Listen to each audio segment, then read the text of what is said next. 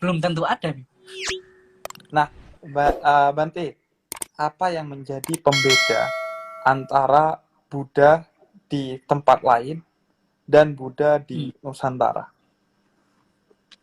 Sebenarnya karena gini, Bib, agama Buddha ini berkembang dimanapun mengikuti tradisi dan kebudayaan dan bahasa setempat. Yang terpenting tidak melenceng dari sila, dhamma winaya. Winaya itu aturan-aturan ataupun kode etik hidup sebagai seorang Buddhis. Jadi Apa sila-sila dan itunya? winaya, silanya ya, tidak bertentangan, tidak menyakiti makhluk lain, tidak membawa penderitaan bagi diri sendiri dan orang lain. Tradisi kebudayaan dari suku, negara, apapun boleh dipraktekkan tetap. Gitu loh. Oke. Ini ya, di Terus, Nusantara. Di Nusantara sendiri kan banyak suku. iya. Mungkin saya Bante, orang sama Jawa. ini Bante. Mungkin yang paling dasar adalah inti ajaran Buddha itu dalam perspektif Bante itu apa? Inti. Intinya sih di situ tentang hanya 3 kalimat sih yang sering kita istilahnya tidak melakukan segala jenis kejahatan, menambahkan kebajikan dan mensucikan hati dan pikiran. Poinnya di mensucikan hati dan pikiran itu membersihkan segala jenis noda-noda batin. Ya. Noda batin di situ ada dosa dan moha, keserakahan, kebencian dan kebodohan batin. Bodoh, kebodohan, ketahayulan lah. Oke. Kalau dalam Islam itu, dalam tradisi spiritualitas Islam, ada yang namanya tahalli, dan tajalli, Bante. Jadi tahalli Ya, itu membersihkan hati dan pikiran dari hal-hal buruk. Tahalli itu menghiasi hati dan pikiran dengan hal-hal positif. Dan tajalli itu melihat semua ketentuan dan keadaan yang menimpa kita sebagai satu keindahan dari Tuhan. Meskipun itu kesedihan, duka, COVID-19, semua dilihat sebagai ketentuan Tuhan yang indah. Nah, Bante, selanjutnya mungkin kalau tapi ya kalau Bante, yang tabiin kenapa? tabiin ya, yang noda dari apa ya? Yang pernah saya baca, tabiin itu seperti noda batin gitu juga ya. Iya, ada Sifat-sifat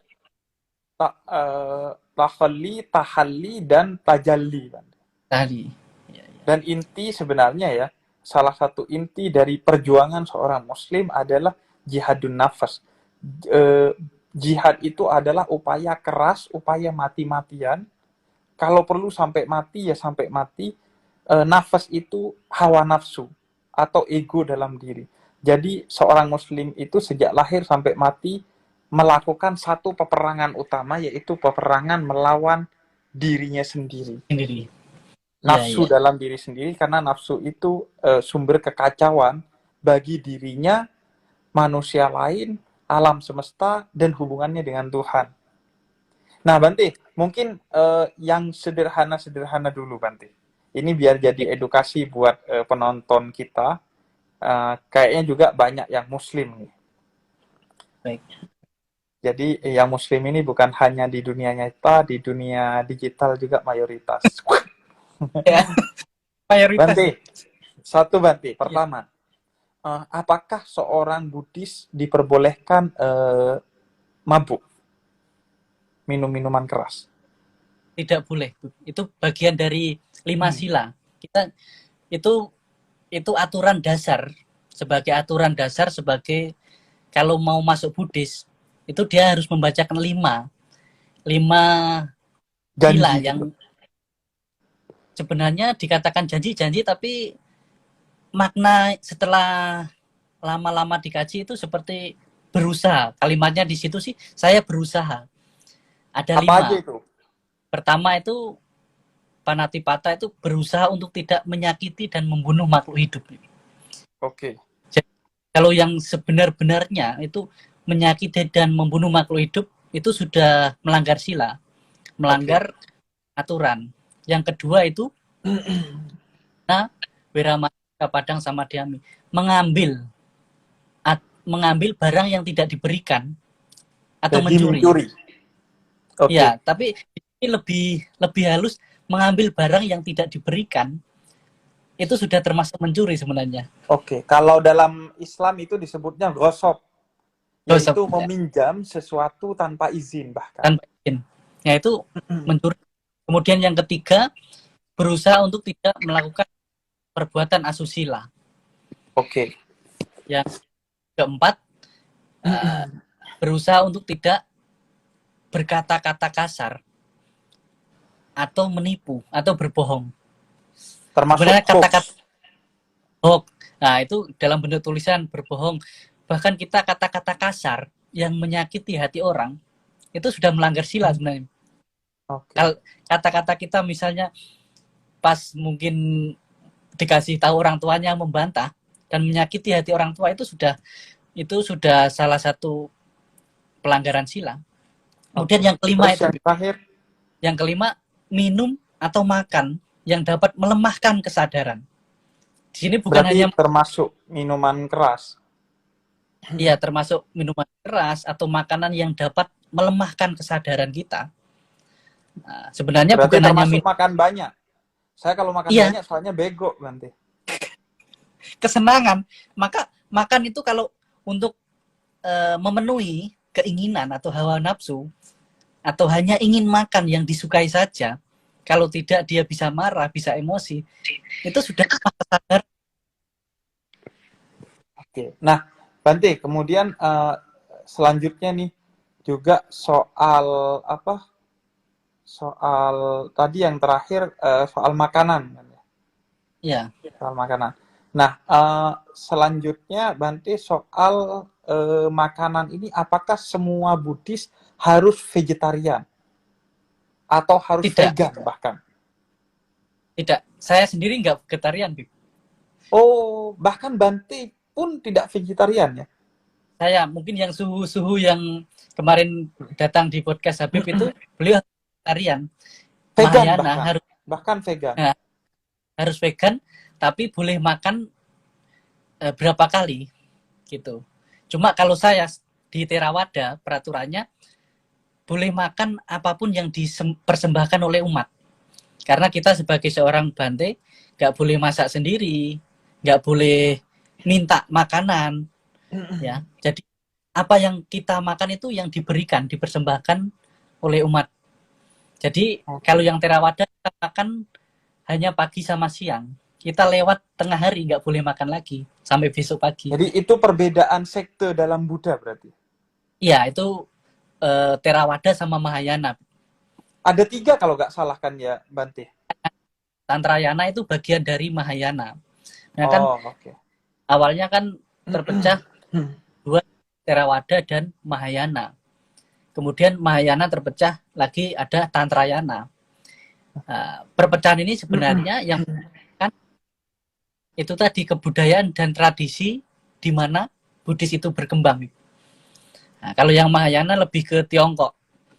Oke. Pakaian yang dipakai suhu itu kalau Habib ke Tiongkok seperti yang baju koko yang dipakai ya. Muslim. di pakaian kaisar itu kan kaisar kan kalau nah itu terus Bante selanjutnya saya mau yang dasar-dasar saja ini sebagai pengetahuan dasar aja. Apakah seorang Bante tidak boleh menikah? Tidak boleh. Tidak boleh. Ya, harus hidup selibat. Hidup selibat itu memilih untuk tidak berkeluarga. Karena benar-benar untuk istilahnya apa ya? Hawa nafsu dan diri sendiri tadi. Seperti kalau mungkin Katolik kan beliau menikah. Seorang pastor itu menikah dengan Tuhan. Mengabdikan dirinya, pelayanannya. Saya rasa mungkin di Muslim yang ada beberapa yang saya temui praktis sufi ya.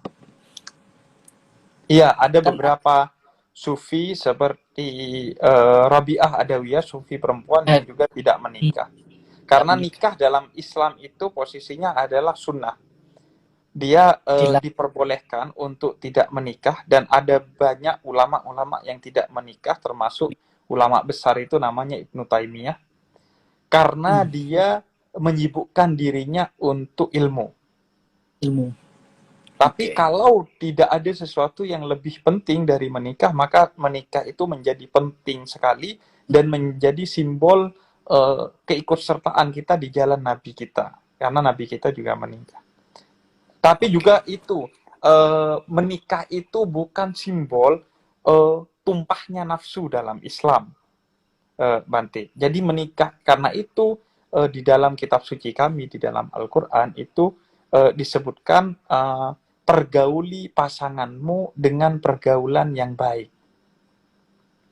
Jadi dia tidak boleh dengan cara-cara yang tidak baik, apalagi yang kasar.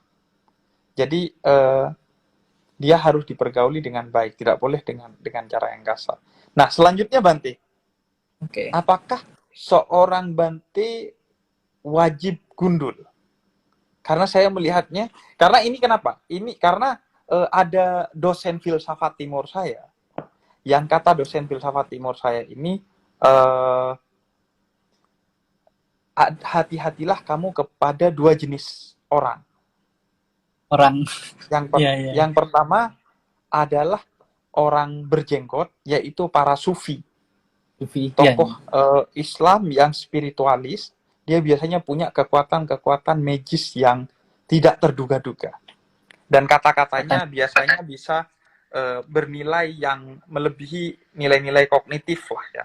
Ilmunya itu melebihi ilmu rasional. Dan hati-hatilah jenis orang yang kedua, yaitu seorang yang gundul. Maksudnya biksu. Nah, apakah seorang biksu, suhu, atau Bante wajib dia pelontos? Kalau dalam aturan itu wajib di sini untuk mengurangi keterikatan terhadap keindahan. Karena kita kan